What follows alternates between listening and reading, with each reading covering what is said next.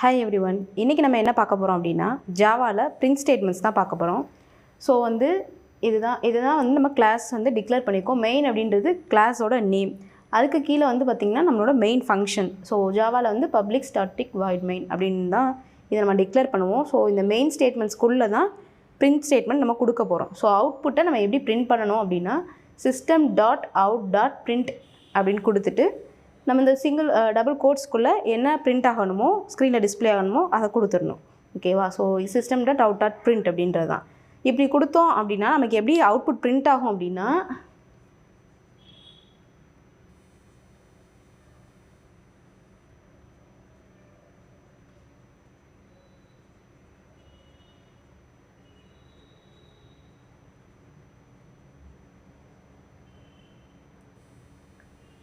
So அப்படி same ஒரே லைன்லேயே இந்த ரெண்டு ஸ்டேட்மெண்ட்டும் பிரிண்ட் ஆகிரும்.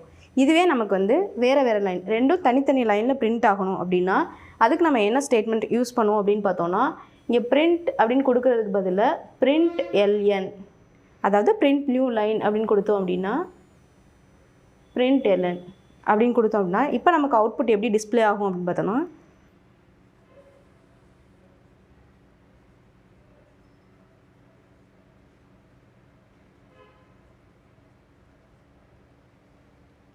ஸோ இப்படி நமக்கு ரெண்டு லைனாக அவுட்புட் பிரிண்ட் ஆகும்.